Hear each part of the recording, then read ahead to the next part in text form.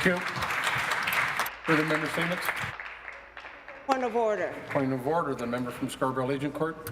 Thank you, Mr. Speaker. I believe you will find that we have unanimous consent that members be permitted to wear the purple peace flower pins to recognize the first Nanjing Massacre Commemorative Day in Ontario. The member from Scarborough-Agincourt is seeking unanimous consent to wear the pins. Do we agree? Agreed. I'll call upon the member to make her statement. Mr. Speaker, point of order.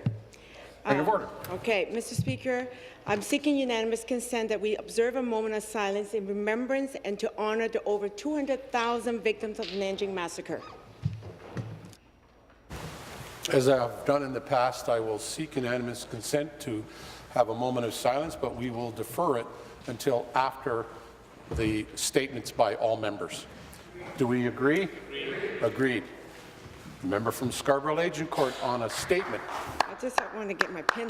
Anyway, thank you very much, Mr. Speaker. I rise today on somber and reflective note. 80 years ago today in Nanjing, then the capital of China, marked the beginning of one of truly horrific episodes of human history, the Nanjing Massacre. For 6 weeks, the Japanese army slaughtered over 200,000 soldiers and civilians before resorting to arson, rape, and murder of over 30,000 prisoners of war.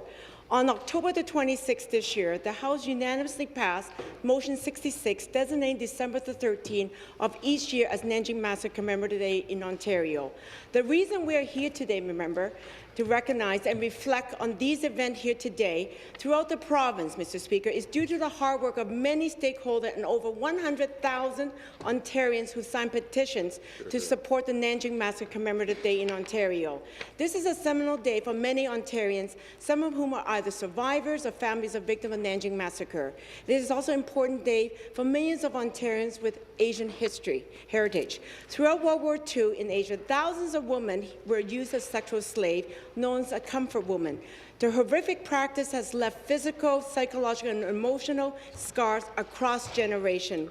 The Nanjing Massacre Commemorative Day is about education, reaffirming Ontario's values, and more importantly, Mr. Speaker, standing with survivors and victims of families in somber memorial of these atrocities. And I'm proud, Mr. Speaker, to stand with my colleagues and Ontarians today in remembrance of the Nanjing Massacre. Thank you.